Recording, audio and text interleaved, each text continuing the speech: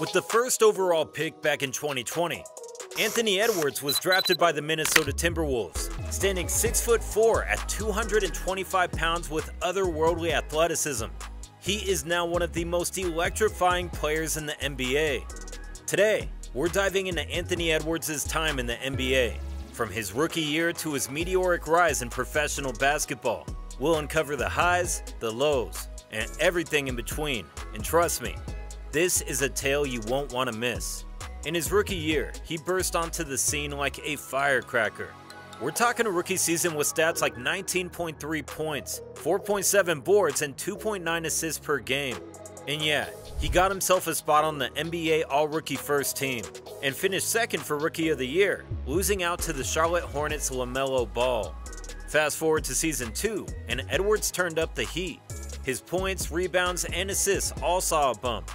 Plus, he started getting scrappy on defense. The dude was clearly coming into his own. He even dragged them to the 7th seed in a hyper-competitive Western Conference, alongside his partner in crime, Karl-Anthony Towns. Unfortunately for Edwards, they were eventually defeated by the Memphis Grizzlies, led by Ja Morant.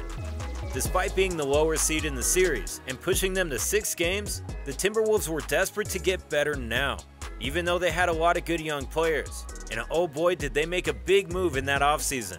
Out of nowhere, the Timberwolves traded for Rudy Gobert. Yeah, that Rudy Gobert, the defensive wizard from the Jazz. Now, this is the game changer. With Gobert swatting balls away like flies, Edwards can focus on what he does best, making buckets. Imagine the offensive freedom Edwards will have with Gobert anchoring the defense. The Timberwolves traded away Malik Beasley, Patrick Beverley, Leandro Bolmaro, Jared Vanderbilt, and the 22nd overall draft pick that year, which ended up becoming Walker Kessler. And yeah, to go along with that, they also included a pick swap and 4 first-round draft picks. Yeah, 4. You heard me. An absurd package for a limited offensive player. However, the Timberwolves were all in on winning now. And on paper, they had a better team with Rudy Gobert, who has won Defensive Player of the Year 3 of the last 4 years at that time. The expectation for the season was at an all-time high for the Timberwolves, as a new Big Three was formed, with Towns, Edwards, and Gobert. But here's where it gets interesting. The Gobert and Towns connection in the front court did not work out as well as they had hoped it would. Towns, a 6'11 center at 250 pounds, is now forced to defend the other team's forwards, which, come on, is just unfair. But their defense was actually not their biggest problem. That was on the offensive side of the court. Despite both Edwards and Towns being more than capable shooters beyond the arc, they also like to take it to the rim. But Gobert's on-court presence simply denies that, as his defender just sack off of him, as he is no threat outside the paint. Despite these issues, Edwards was going into his 3rd year, pumped and primed to take a huge leap. He kept grinding, putting up numbers like 24.6, 5.8 boards, and 4.4 assists per game, which again, all were better numbers than the last season. There even was a shift that season, as Edwards was now regarded as the Timberwolves' main guy, taking over Karl-Anthony Towns, who wasn't showing the same progressions as the seasons before. They finished the season at the 8th seed, and despite Edwards putting up 31.6 points, 5 boards, and 5.2 assists in the first round of the playoffs, it still wasn't enough to defeat the eventual champions, the Denver Nuggets, who eliminated them in a gentleman's sweep. So there they were, eliminated from the first round again. Even after spending their entire future for Rudy Gobert, before the start of the season, many had already called it an absolute disgrace that they traded all that up for him. But now, it looks even worse. Some even call it the worst trade in NBA history. What do you think? Going into the summer, Anthony Edwards was still on everybody's lips. He even got selected for Team USA to participate in the FIBA World Cup. As many NBA superstars neglect the World Cup, Anthony Edwards saw himself as the main go-to guy for the team. However, Team USA head coach Steve Kerr, who is also the head coach for the Golden State Warriors, didn't view him in that way, as he was planning on starting Cameron Johnson instead of him. Edwards was asked about it and responded, "I mean, of course I wasn't cool with it," Edwards said. "If that's what it takes, I am willing to do it, but nah, I'm never cool with that." Kerr said Dwayne Wade came off the bench when Kobe played. I was like, alright, we don't have a Kobe, but alright, but it was cool. Eventually, Kerr went back to the other coaches of Team USA, among them Erik Spoelstra, head coach of the Miami Heat, who all voted for Edwards as a starter.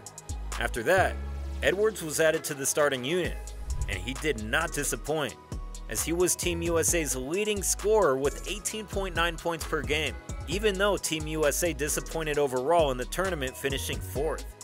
It was clear that Edwards had cemented his status on the global stage, and most likely will be selected for the 2024 Olympics, where NBA superstars such as LeBron James, Stephen Curry, and Kevin Durant all have committed, as they want to regain the reputation that Team USA demands. Edwards is a good passer and defender for his size, and he's a scoring machine. I mean, who knows? A 40-point game could be just another Tuesday for him soon. He's only 22, guys. This guy is just scratching the surface. Anthony Edwards isn't just good. He's got the markings of an NBA legend. Seriously, this dude is a total package. He's got size, strength, speed, and mad hops. It's like if someone custom built an NBA superstar in the lab. Let's talk versatility. Edwards can score in so many ways that are kind of ridiculous. He's a nightmare anywhere on the court. Whether he's slashing to the hoop or pulling up for a jumper, defenders better be ready, because he's coming for him. And speaking of going to the basket, the guy's got a fearless attitude. Love it.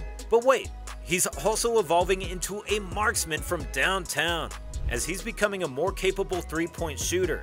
Not quite a specialist, but the guy is continuously getting better season by season.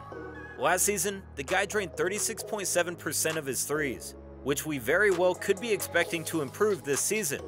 Whether he's pilfering the ball for a quick transition three or dribbling into a shot, Edwards is no joke beyond the arc. Now, sure, he's still tightening up his defense, but let's give the guy some slack. He's made strides over the past couple of seasons. His lateral quickness is there. Now, oh man, he can swat shots if you're not careful. His playmaking is also an aspect he is developing, but season by season he is just getting better. The aspect that truly sets him apart is his play finishing. The guy is a scoring machine with a sky-high ceiling, but Edwards isn't just a slasher. He's a straight-up assassin. He's got the handles, the quickness, and a killer crossover. Plus, he's crafty at drawing contact and heading to the charity stripe. I mean, who could forget the dunk he had over Yuta Watanabe? Man was straight up flying in the air and absolutely humiliated the guy. He even had to watch it himself on the big screen as he couldn't believe it. Hey, you ever heard the phrase hard work beats talent when talent fails to work hard? Well, when you're thinking about Anthony Edwards, you're talking about a talent that works its butt off. No joke. This guy is like the poster child for the grind. It's even something that he has drastically improved. In his time in the NBA, before getting drafted, he was working out for the Golden State Warriors, who had the second pick in his draft. After the workout, he had dinner with Steve Kerr and Bob Myers, who was team president of Golden State at the time. They then reiterated the same message, including telling Edwards if they had the #1 overall pick, they would not have drafted him, as they didn't think much of his work ethic. They then started talking about Steph, Clay, and Kevin Durant, and the work they put in getting better. Even though Edwards himself felt he was giving his all, he differentially took that to heart. Edwards has had that in his mind ever since, which is why he is evolving season by season, continuously getting better.